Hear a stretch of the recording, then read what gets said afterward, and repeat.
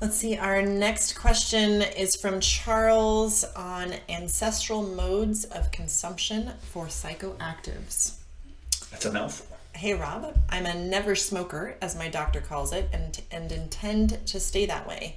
But this week I'm experimenting with with a very low dose nicotine patch.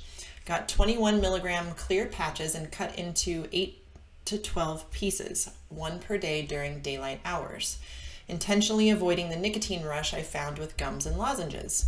Jury is still out overall, but so far it seems to help improve ADHD, intermittent fasting, and persistent low mood. But that got me thinking.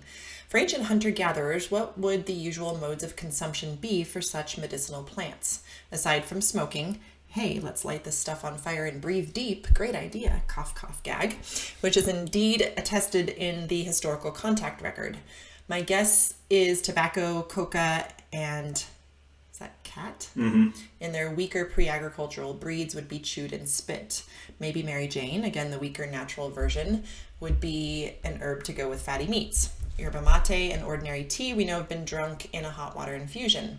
Then there's coffee and chocolate, which are more recent. Maybe part of our modern problem with drug abuse isn't the drug itself, but rather how it's been bred and prepared incorrectly, much as it is with food. This is all speculation, though. Have you given the matter any serious thought? Yeah, I've noodled on this a bit. I wouldn't consider myself like a ethnobotanist by any means, but, have tinkered with psychoactive substances throughout my career and have found nicotine to be really beneficial for focus. It helps with some GI-related issues. On this addiction story, I really should dig this up again. I forget where the study was performed, but it looked at addiction rates or addiction propensity for, this was not food. They were looking more at like nicotine and cocaine and stuff like that in indigenous peoples. And they also did some interesting experiments in animal models. And what they found is that in the animal models, if the animals had a very enriched, engaged environment, as close as they could get to like a legit free living natural world, the tendency to want to go take a sip out of the cocaine laced water was kind of trivial. Like the mice would check it out once in a while, but it really wasn't a big deal. Whereas when the mice were bored and in a non-stimulating, enriched environment, they couldn't get enough of this stuff. And so I think a lot of the tendency towards addiction of all kinds, whether it's video games or food, although food acts in kind of a different way because there's kind of an underlying survival mechanism there, optimum foraging strategy plus palate fatigue, kind of overlapping, and then the fact that people really do engineer food to be more and more, propensity to overeat. Like there's maybe a little bit of a different story there, but by and large, and this is kind of a weird thing because you can wax nostalgic about like our hunter-gatherer past, and you forget like disease, infections, murder, tribal warfare, infant mortality. There's some super gnarly stuff, but Poisonous also bugs. poisonous bugs. But there's also, studies within the Kungsan, within the Hadza. These people they appear to be very happy and content. I remember there was a Huffington Post piece talking about a guy going to spend some time with the Hadza. And there was like an 11-year-old boy that was sent from the tribe to go meet this guy. And when the guy met the boy, he said, "Hey, how long have you been waiting for me?" And he said, "Not long." And he was like, "Okay." And then as they talked more, he said, "Well, how long were you there?" And he's like, "About 4 days." And the guy was like, "Well, that seems like a long time." And he's like, "No, not particularly long. We didn't know exactly when you would be here." And so, I mean, for a modern person waiting 4 days, they would lose their fucking mind.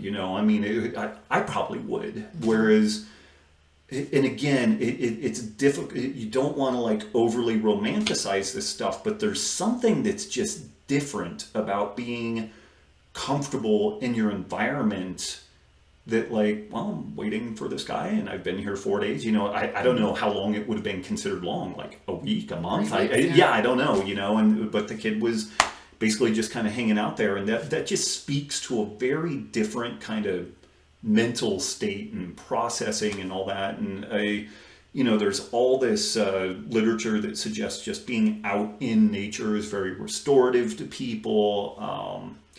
When I did the I Caveman show, it was very difficult on a lot of levels, but one of the coolest things about it was that there was no multitasking.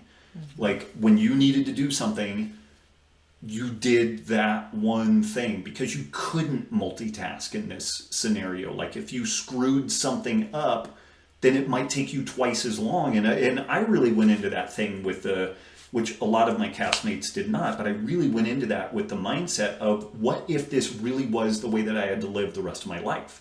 How do you play this game then, And it made you think about injury and, feeding your family and stuff like that. And so you really had to focus. So I think so much of this kind of addiction story is actually kind of a malaise with modern living. And it's interesting because specialization has allowed us to, Matt Ridley, the Rational Optimist book is amazing. It talks about how specialization has arguably allowed us to improve our standard of living and in theory work less hard, even though we seem to be working ever harder and longer hours and all this stuff in the quest for the accumulation of stuff.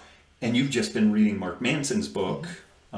Everything is fucked. And it's great. And he touches on a lot of this stuff too. Do you have any thoughts around this? Just to tie into what you're saying, like he just talks about, he actually does a really interesting job of explaining like child versus adolescent versus adult psychology and like the desire as a child to only seek out pleasure and avoid pain. Well, actually all people do this, but as you age and you go through adolescence, you learn kind of how to bargain and kind of negotiate around things, but then the adult does things just because it's right to do. He also makes the point that one of our big problems in society is that very few people are reaching adulthood, regardless of your chronological age, like this kind of psychological distinction. Not many people are actually reaching that, but and there's but we're consumed with distracting ourselves and marketing and all of this stuff. It's all about distractions, and an addiction to something is also, it's sort of. And to tie into this, Jocko Willink talks about discipline as freedom, and to some degree, this thing of doing something because it's the right thing, not because you're acting like a child or an adolescent. There's a certain freedom in that because the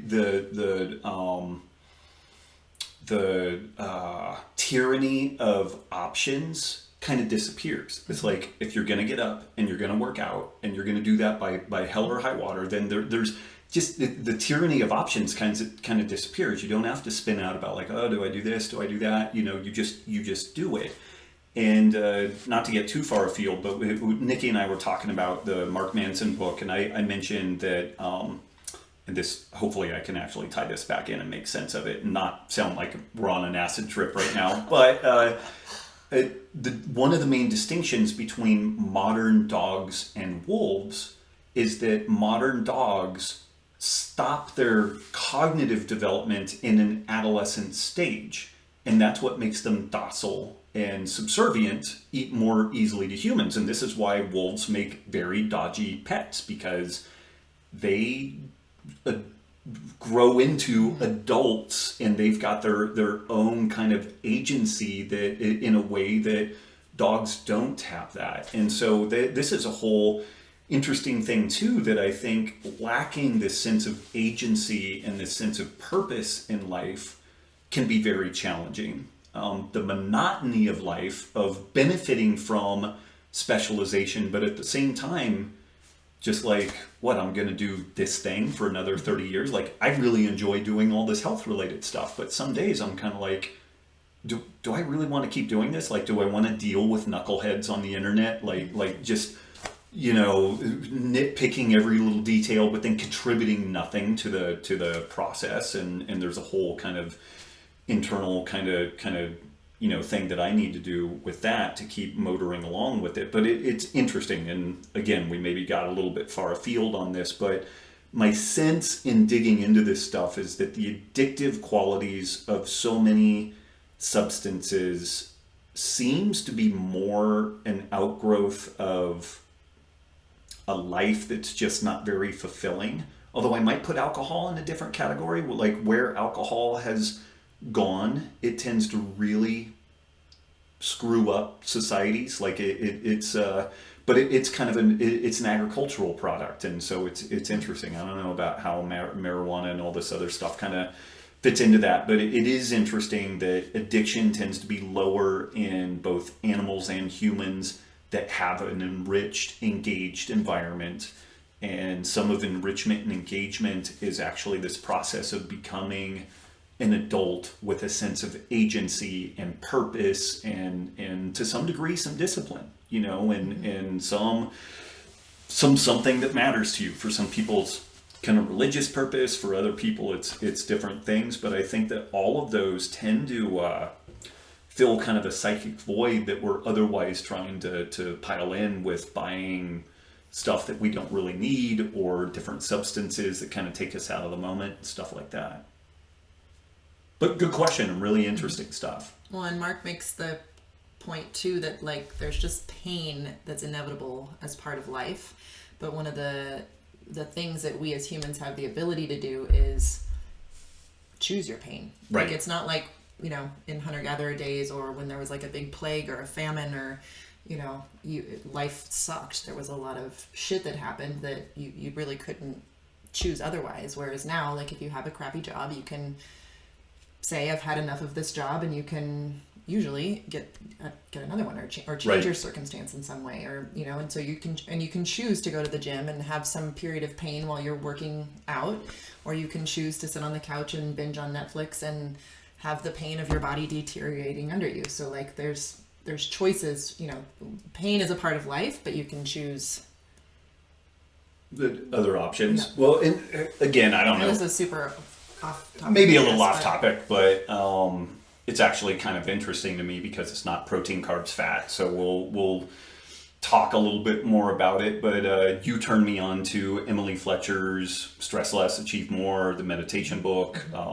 Just life-changing thing. We've talked about it multiple times on the podcast. I keep bringing it up because it's changed my life, and I am very grateful and want other people to get in and maybe give it a shot and see what it can do for them. But a fascinating outgrowth of doing this daily meditation practice, which I've tried a zillion different things. None of it stuck. I don't know if it was the right place, the right time, or just Emily had laid this stuff out in a way that was appealing to me. But the long and short of it, this is just kind of an interesting aside, but I've found just the interaction upon social media to be almost repugnant at this point, now that I'm doing this meditation stuff. I love interacting with people, but I find that I would much prefer being in, like I go over to the Keto Gains Facebook private group, or I'm on the Henry Aiken's Facebook private group, like just where before I would just kind of crack out and scroll through the feed. Oh, there's a hot chick. Oh, there's somebody working out. I can't stand that now. Like I just avoid it, which is kind of cool. Like it's actually freed up some time, and I don't even think I was that bad relative on the spectrum, but I was devoting some time to that. Now it's not just I don't devote time to that. It is like a rash that I get even contemplating doing that. So that's a whole interesting thing, and it's like, have I enriched my life because the meditation makes me appreciate the moment more, so that not only I don't want that other stuff, but that distraction. Well, the scrolling is also an addiction. It is an addiction. And I just notice it in a way now where I'm like, I don't like this at all. I don't want it in my experience at all. And it's a very intriguing thing, because a big chunk of the reach that we will have with this very podcast is going to go out via social media channels like Instagram, which are predicated on this whole thing. So it's an interesting experience for me, and I'm again trying to figure out how I navigate that so that I can continue to provide value to people, but do it in a way that doesn't make me just disgusted with my life. I sit there and I think, well, gosh, I haven't done a shirtless selfie in a while, so I guess I should do that, because you get a ton of fanfare and more people follow you, and ostensibly you'll be able to sell more shit to them and everything. And then I'm just kind of like, yeah, fuck that. I'm not doing that. Like, I'm going to have a conversation with my wife about some questions that people cared enough to write them and send them to us and hopefully get some value add from it. So it's interesting, but that is kind of, I think, was arguably an addictive feature of my life, where I would check, you get up in the morning, it's like, well, I got to go do my business, grab your phone so you can occupy that time while scrolling Facebook or Instagram. And it's like, I just can't even contemplate doing that now, so it's another perk to meditating. Yeah. Anything else we can beat that one to death with? Or Charles, thanks for the question. Yeah, Charles was like, oh my God, that's the last We question I answered ever it. asked. Yeah.